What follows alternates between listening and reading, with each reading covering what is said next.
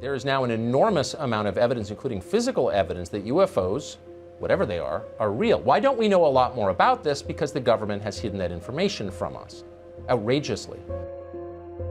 Why would any government hide this from the people or not disclose this type of information of what's going on? And who would like to take the first response of that? I'm not sure that there necessarily is a cover-up. I don't think we necessarily know that much. The CIA said to all the people there, this event never happened. We were never here. And you're all sworn to secrecy. There is some group of people somewhere that may or may not be associated with government at this point, but certainly were at one time, that have this knowledge. I did attempt to find out if there were any secret government documents that reveal things, and if there were, they were concealed from me too. I wouldn't be the first president that underlings have lied to or that career bureaucrats have waited out.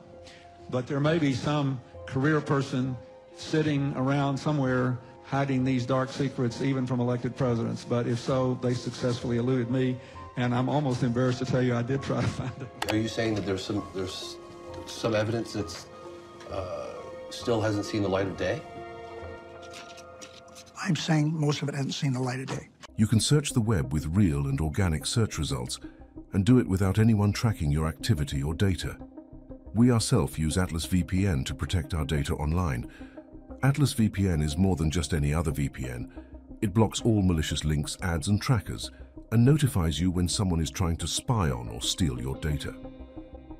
If you want to grab Atlas VPN, they have a great deal going on right now for just $1.70 a month and 6 months extra for free.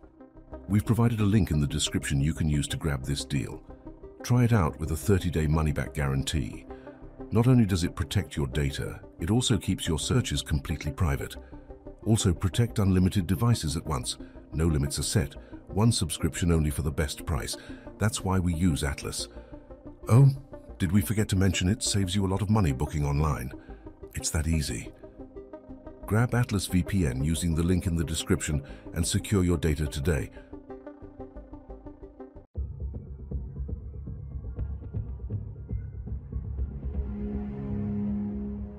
Dr. Jacques Vallée has collected purported metal debris from UFO cases dating as far back as 1947 that experts are analyzing in a state-of-the-art laboratory. This material was manufactured. It's not natural. It's not natural to the materials that we have around us in the lab or on the Earth. It does not mean that it was necessarily made someplace in outer space. It just means that it was manufactured specially for a particular purpose that we don't understand, and we want to understand it. Just one spot, and the isotopic composition all the way across. No matter where he looked in the sample's jumble of elements, whether magnesium, iron, nickel, or titanium, the ratio of isotopes didn't make any sense. If you're talking about an advanced material from an advanced civilization, you're talking about something that I'll just call it an ultra material, right? It's something which has properties where somebody is putting it together, again, at the atomic scale. So we're building our world with 80 elements. Somebody else is building the world with 253 different isotopes. Everything that we know and have learned about mankind and its place in the universe suggests that we are a part of the norm. We are not the exception. We need to begin to prepare to accept and understand that we are not alone in the universe, have not been at all throughout this time. We can start to finally, at long last, after all these decades, begin to answer these questions about the origin of these vehicles, where they're from, how they're made, how they function, and why they're here. I figure if they're smart enough and capable enough to to come into our airspace with the technology that they have, if they wanted to do us in, they could have done us in a long time ago. So I'm not fearful of this at all. This is what we call the Atacama humanoid. First of all, I don't know what it is. Every scientist has looked at it and says, oh my God, it looks like an alien. I just got a report from Chile last night that multiple of these small creatures have been seen live and living in these foothills of the Andes in the Atacama region. We really have a phenomenon of something that is a creature not described in the medical literature or not described in the scientific literature anywhere. It has 10 ribs. No human has ever lived with 10 ribs. It has 4 skull bones rather than the 6 major ones we have. This is 6 inches tall. The Atacama skeleton was found in this area of Chile. Now, this is an area that the native peoples had reported seeing small people, which they call the Gentiles. It's an interesting term they use for them, for centuries and perhaps millennia. It may be something prosaic, but I don't believe so. And here's why. If you put up the Lockman report, Dr. Ralph Lockman at Stanford University, who's the #1 expert in the world on skeletal dysplasias, which means skeletal abnormalities and genetic syndromes, we went to Barcelona where this little being is stored.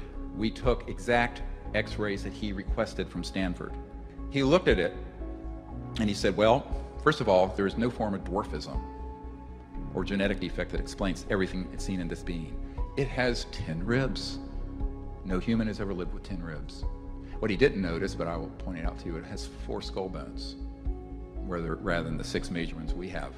It's symmetrical. And the epiphyseal plates, if you look at the x-ray, which is the growth plates. You know when you have, the growth plates in a kid and they hurt their leg? The growth plates and the bone density is that of a 6 to 8-year-old. All right, now call me crazy, but I'm just a doctor. But I can tell you, I've taken care of a lot of children that are 6 and 8-year-olds. I've never seen one 6 inches tall. This is 6 inches, 13 centimeters. What 6 to 8-year-old can live to be only 6 inches tall? Number one. Number two, how did it live? It was found in the driest place on Earth, the Atacama Desert in Chile, northern Chile. It is estimated to be in many decades and probably hundreds of years old. There was no neonatal intensive care unit in Chile at that time. There may not be now. And even at the best neonatal intensive care unit in the world today, you could not keep this person, for lack of a better word, alive. So the question becomes, what is it? The DNA was handed off, along with these images, to Stanford and to Dr. Nolan in October of 2012. And then it seems everything fell apart. Now, you can read these for yourself, where he's basically saying that the chances this is a spontaneous chance mutation are infinitesimally small. And we had discussions where he said, essentially, we don't know what this is, but the chances it could be a mutation from just a singular event in a human embryo are infinitesimal. 1 month later, a $3.2 million grant award, the Teal Award, was granted to Nolan and his lab from the Department of Defense. By the time he began to start running the genetic tests and workups, it seems that he had been told by someone to say it was a deformed human. And that's what you will read in the New York Times and on CNN and the BBC that came out in March. What you find is that there is an orchestration of a release of information mixed with disinformation coming from what the CIA official calls the rat pack that's been running scams on the public for decades. It's very worrisome. And it also means that we are going to have to do this through the alternative media. The interests for secrecy are really fall into 3 broad areas. The biggest became the technological and scientific end of this. Once we retrieved, back in the 30s and 40s and 50s, several of these extraterrestrial vehicles and began to study them, we combined that knowledge with knowledge we already had, because remember, we had some people like T. Townsend Brown and the B-Field Brown effect who were studying anti-gravity quite independent of this issue back in the 20s, 30s, and 40s. But when their information got combined with studying these spacecraft, they figured out, oh, this is how they're working. And they realized It's the end of oil. It's the end of the need for coal. It's the end of the combustion engine, the internal combustion engine. It's the end of transmission lines for electricity, because the energy that these spaceships are using, what people call UFOs, we don't call them, no one in the business calls them UFOs. They are not unidentified and they don't fly. These objects are extracting energy from the fabric of space, okay, around, not outer space, but the fabric of space.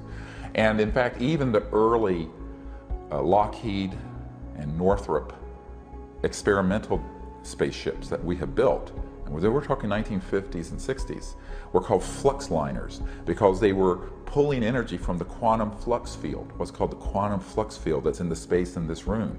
And every cubic centimeter of space, for example, in this room has enough energy to run the Earth for a day. It's a huge amount of energy. And so once this was really figured out by the mid-50s, long time ago, they knew that this would be the end of the oil cartels and the international financial petrodollar system, and a huge amount of the industrialists would then have to change their whole way of operating. Because think about it, what happens when every village in India or sub-Saharan Africa can have a device that looks like a generator and it's extracting energy from this quantum flux field?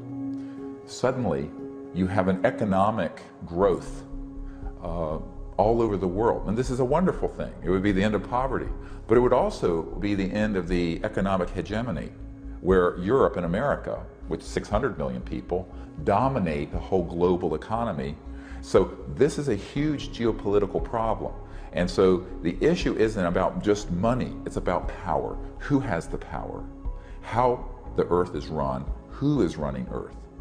And then you have another issue, and that is there are people who view the world as they understand it. And in America, we have a saying, if you wear rose-colored glasses, you see everything in the world is rose-colored. But if you're wearing glasses that are conflict-colored, colored with a sort of paranoid and militaristic view of the world, you're going to view these visitors as a threat, and you're going to respond to them as a threat, even though there's no evidence that they're a threat.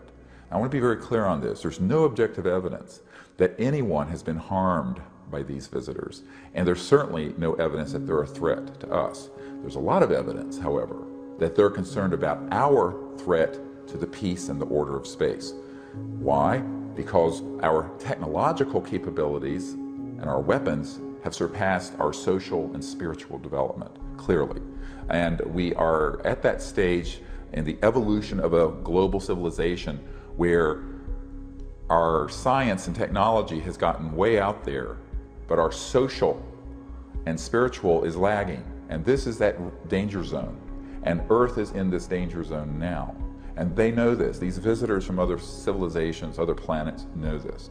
So, unfortunately, I think that they have had a great concern about our nuclear facilities. We know this. We have colonels and lieutenant colonels who are Strategic Air Command and the Atomic Energy Commission who have testified at disclosureproject.org that every single one of our nuclear weapons storage areas have been visited by these ET spacecraft because they were obviously concerned. And in the Soviet Union also, and in Russia. We have spoken to people with the KGB and with their space command. And so it's clear that they have that concern, but that doesn't mean that they're hostile towards Earth. I think they're concerned about human hostility. Remember, this is not particularly good news for you. It's good news for humanity and for the Earth and for the environment. But there's only a few hundred people and corporations who really control the world economy. And this information would change forever their grip on that power. Now, they would still have a lot of money, but it's not about money. You and I think of money, can I afford to put my son or daughter to college, or buy a home, or what have you. They're viewing it as power, the geopolitical control. So it's a power issue. And this would change geopolitics forever.